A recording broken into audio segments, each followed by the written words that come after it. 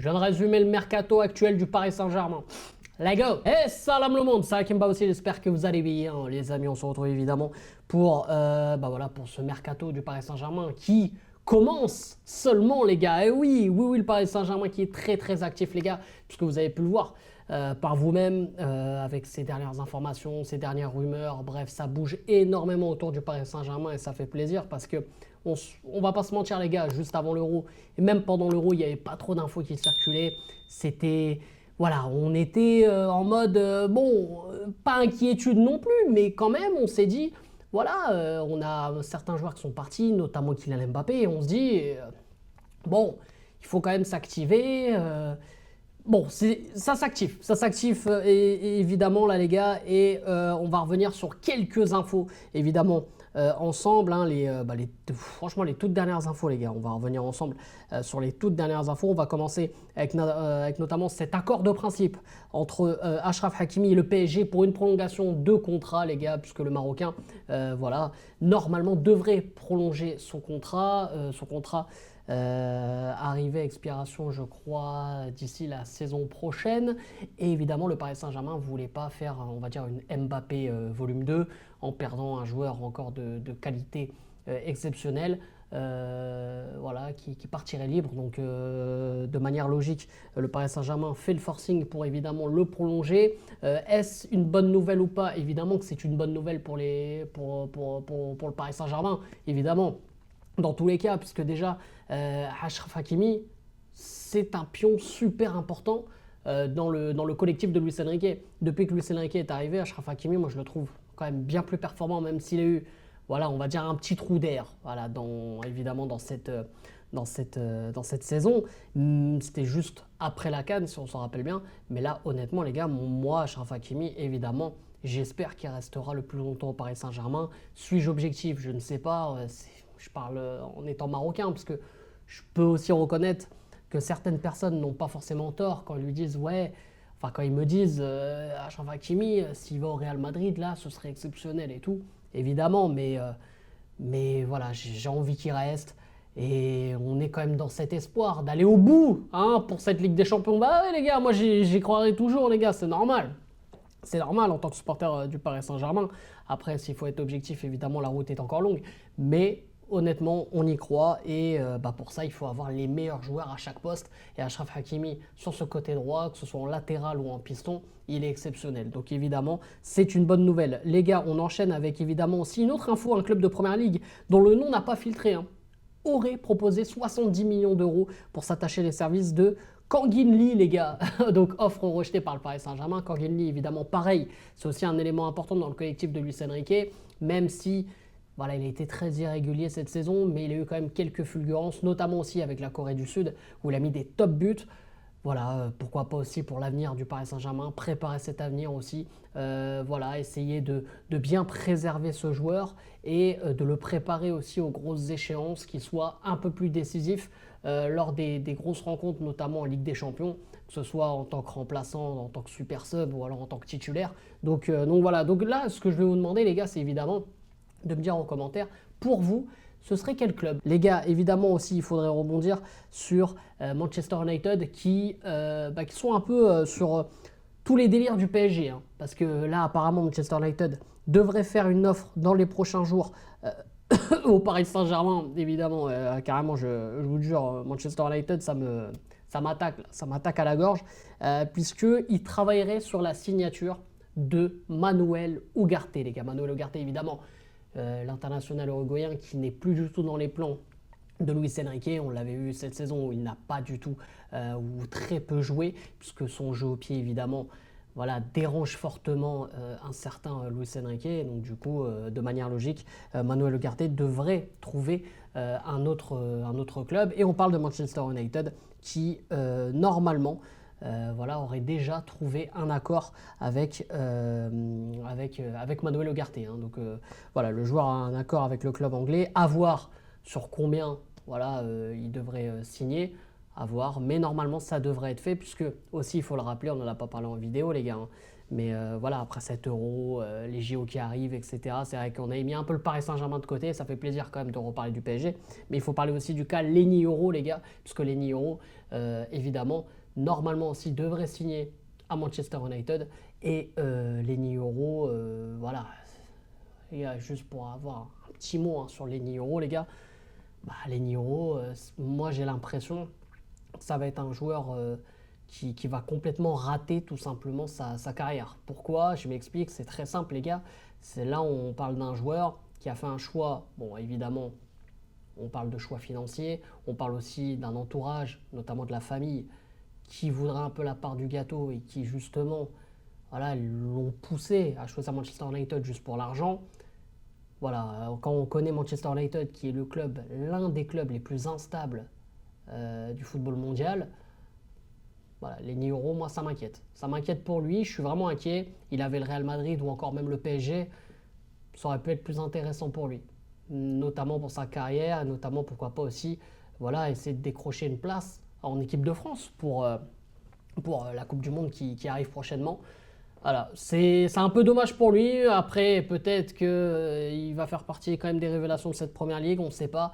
Mais les gars, on va pas se mentir que quand on regarde ces dernières années, Manchester United, c'est pas du tout bon. Donc voilà, moi ça m'inquiète. Donc voilà pour mon petit mot sur Lenny Yoro qui ne rejoindra ni le Real Madrid et ni le Paris Saint-Germain, puisqu'on le rappelle, c'était vraiment les deux clubs qui étaient sur Lenny, et au final, c'est Manchester United qui va le recruter. Les amis, du coup, on va aussi évoquer un autre joueur qui est sur le départ, même s'il n'a jamais été vraiment là, c'est Xavi Simons, les gars, parce que le Bayern Munich a pris de l'avance sur le prêt de Xavi Simons ces dernières heures. Alors, ils sont en concurrence avec le RB Leipzig, qui, évidemment, est le dernier club en date de Xavi Simons. On parle d'un prêt avec option d'achat obligatoire, évidemment, les gars, et on évoquerait 90 millions d'euros pour Xavi Simons, 90 millions d'euros qui serait l'offre du Bayern Munich. Donc Leipzig aurait peut-être proposé un peu moins, mais le Bayern s'aligne vraiment en proposant 90 millions d'euros. Xavi Simons, voilà, qui a évoqué le fait qu'il ne voulait pas rejoindre le PSG, enfin, il nous l'a fait comprendre bien sagement, donc ouais, on ne va pas garder un joueur et le bloquer et voilà, lui proposer le PSG tel une prison dorée. On ne va pas faire ça les gars, évidemment, voilà, nous on garde que les joueurs qui veulent vraiment jouer au Paris Saint-Germain et qui souhaitent vraiment mouiller le maillot comme on dit. Voilà, donc nous on retient personne et bon vent, et évidemment on souhaite le meilleur à Xavi Simons. On va parler maintenant du coup les gars des arrivées, puisque on va parler d'un attaquant, Osimhen, Victor Osimhen, qui aurait dit oui au Paris Saint-Germain d'après Fabrizio Romano. Maintenant, tout va se jouer entre le PSG et Napoli pour savoir le montant. Et voilà, tous les aboutissants et tout ça, bon bref, vous-même vous savez, ça risque d'être une longue discussion, ça risque d'être compliqué. Et surtout les gars, on parlerait d'une offre de 100 millions d'euros les gars. Donc quand on sait voilà, toutes les galères qu'il y a eu aussi pour Kvaratskhelia, puisque au début le Paris Saint-Germain était sur Kvaratskhelia et au final, bon, voilà, l'offre transmise par le PSG était vraiment trop faible. On ne sait pas à quoi il joue De Laurentiis, le président de Naples. Voilà, il se fout un peu de la tronche du Paris Saint-Germain, mais bref, en tout cas, Osimhen, lui, veut réellement rejoindre le Paris Saint-Germain. Est-ce le bon profil aussi pour le PSG? Ça, c'est une autre histoire, puisque quand on connaît le jeu de Luis Enrique, qui est voilà, beaucoup avec la balle, qui demande à tous les joueurs de participer au jeu, Osimhen n'est pas du tout dans ce profil. À titre comparatif, Pep Guardiola a longtemps joué sans réel numéro 9, et on a toujours vu que c'était un réel problème. C'est pour ça qu'il a ramené Erling Haaland quelques années plus tard. Et au final, Erling Haaland a fait les beaux jours de Manchester City, surtout les beaux jours de Pep Guardiola, avec notamment ses triplés, quadruplés. Bon bref, vous-même vous savez, avec l'année exceptionnelle de Manchester City la saison dernière. Et encore cette année aussi, ils ont été même plus que corrects, avec notamment la Première Ligue une fois de plus remportée. Donc du coup, à suivre pour Osimhen. Le PSG aussi qui accélère pour João Neves, les gars.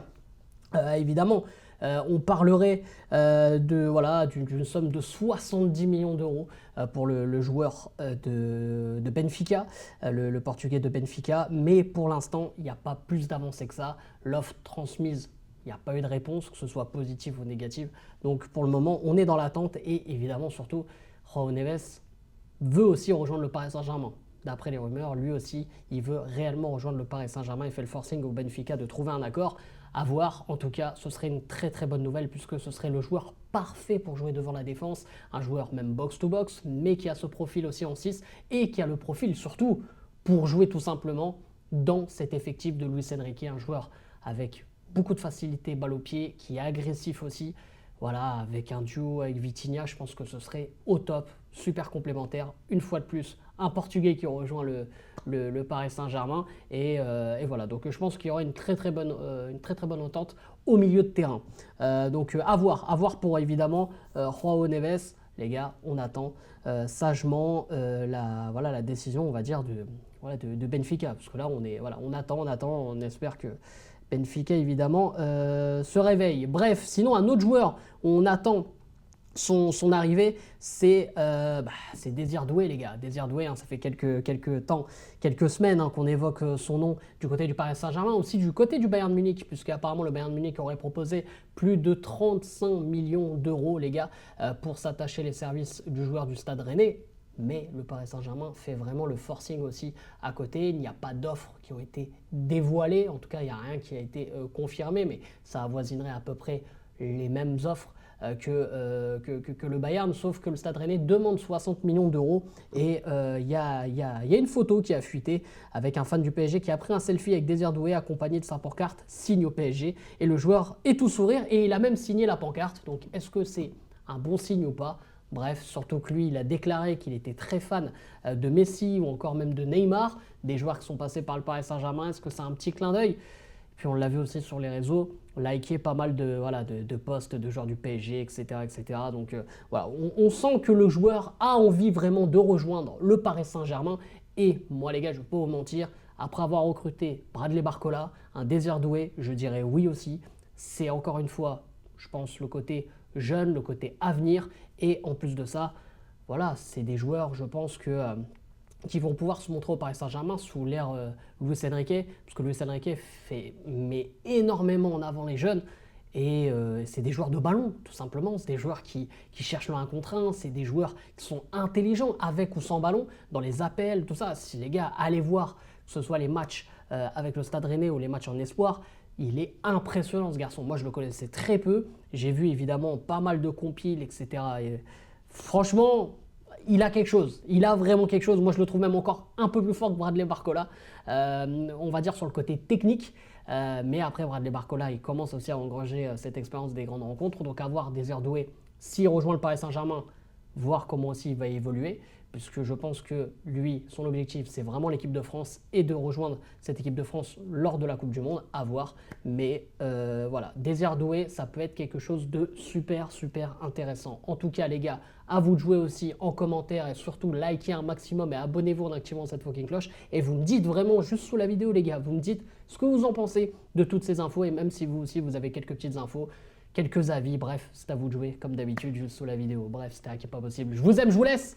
Et je vous dis, ici c'est pareil.